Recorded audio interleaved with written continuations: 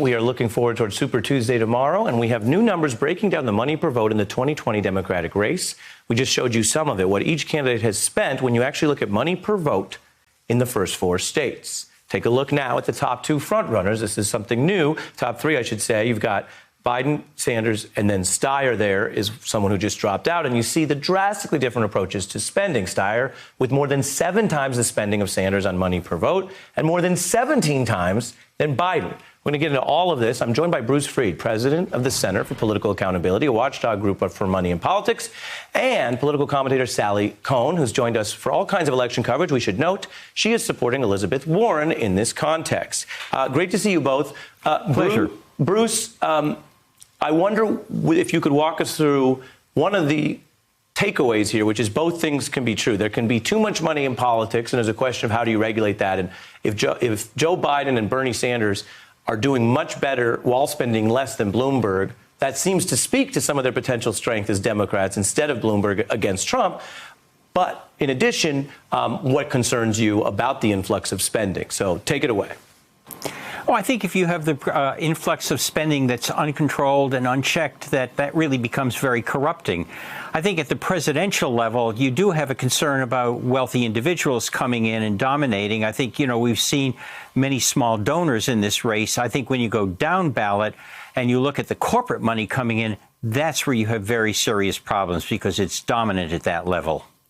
Does it concern you if someone can throw so many dollars at a race? Or does South Carolina, with the example of Steyer, and we could put some of the Steyer chart back up, does that actually show that whether people would like less money in politics or not, the limit there, him spending $3,000 just to get a vote compared to Biden's $190, does show the limits of that impact? A candidate has to have a message. A candidate has to be able to resonate with voters and connect with voters. Tom Steyer couldn't. He was on a vanity trip. Joe Biden is connecting with voters. People have known him. It's the same thing with Bernie Sanders, who's connecting with voters because of deep concerns that they have. So money can get you to a certain level, but money can't take you all the way. Are you saying that money can't buy you love? I think it becomes very difficult. Difficult, but not impossible? Not impossible, but very, very difficult. Well, I appreciate your getting into the you're soul welcome. of it. Stay with me. Sally Kohn, I want to show another side-by-side. This is from the same numbers, but simplifying it in a way that, many Biden people might like. Look at Joe Biden's spending just versus Sanders. He would make the argument with a lot of popular vote that he's done it thus far, first 4 states, more efficiently. Yeah, here's the thing, though. Efficiency, sure, great. But all money isn't equal, right? And the question is, where's the money coming from? And look, there's been research that has shown the same results as what your team is showing, which is that spending on elections doesn't necessarily lead to more votes. But as the saying goes, you get what you pay for. So the question is, what are they getting?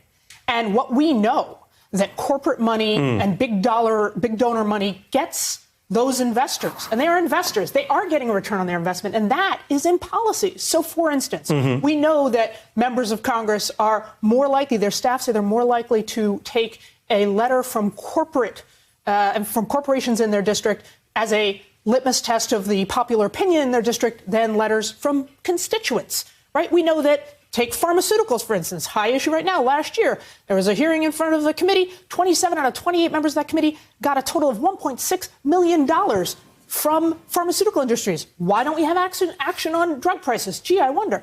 The other factor here is it's not just whose money goes in, but also which candidates go in. So, for instance, while we're seeing more gay candidates, more women elected to office, we're actually seeing the number of working class people in politics go down.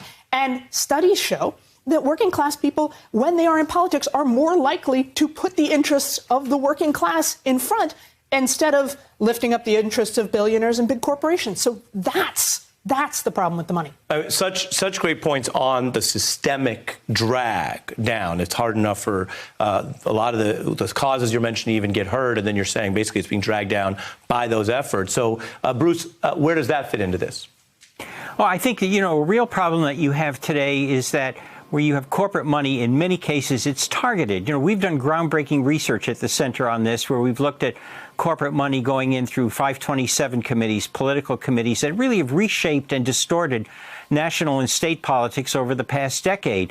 Now, the amount of money in the 527s pales in terms of the overall number, but the fact that it's targeted at specific states has meant that you've had the overturning of state legislatures, elections of governors, and Right. again, when Sally talks about the changes in policy, that's where you can see major differences. And so, Bruce, as someone who tracks this so closely, I'm curious about the big question, and it's in a way it's unanswerable, and yet that doesn't mean it should be completely ignored, which is if Mike Bloomberg inefficiently, as we're pointing out, massively spent his way to a certain result, does that overcount his political strength? In other words, one of the arguments he's made very directly in this sort of 1% era is he has enough money to go against Trump. And we were out interviewing voters, and there's quantitative and qualitative. But qualitatively, anecdotally, I heard people say, I don't know. If he has enough money, maybe that would help the Democratic Party. Do you think this, in a way, cuts against it? Is there a way that the narrators or people tracking this should remind voters to kind of look at some of it per capita, if you will? You know, I think in the end, it's going to be the type of message and being able to connect with voters. So, you know, you can spend a massive amount of money, but if you can't resonate and connect, if voters don't feel that you're going to be able to help them and meet their needs, then you're going to go down. Yeah, and Sally, briefly, I want to show you the Warren graph we have as well. I mentioned that you support Elizabeth Warren. Thus far, it is worth noting there, she also has spent more to get less, more per vote. I want to let you weigh in. Yes, and all money isn't the same. I mean, yes, all money is dirty. I am that old lefty, but not all money is the same in this case. And by the way, maybe if Bloomberg had been more efficient with his electoral spending and less efficient with stop and frisk, we'd be having a different conversation. The thing here is to think about Warren. First of all, is that, like Sanders, those are largely small donors. She's not taking big corporate money. She's not taking checks from big donors. And second, look, the reason that we had Buttigieg and Klobuchar and even Steyer drop out is because they fear the Democratic Party moving to the left. The reason Warren is staying in is because she wants to see the Democratic Party move to the left, to be more accountable to working people and people at the grassroots level. And she wants to see the party that can actually get stuff done. That's why she's still in the race. You're hitting it. We have a lot on that tonight. Is that what's going on here? Do you think there's more of those Warren, Sanders, liberals in the party right now than Biden people? Look, she's consistently the second choice among a number of the candidates. I think when we talk about a unity candidate who is both progressive and can get stuff done, that is Elizabeth Warren. Really interesting. We like to hear from everyone. Sally Kohn and Bruce Freed, my thanks to both of you. Hey, I'm Ari Melber from MSNBC. You can see more of our videos right here, or better yet, subscribe to our YouTube channel below. You could have been anywhere in the world, but you're here with us, and we appreciate that.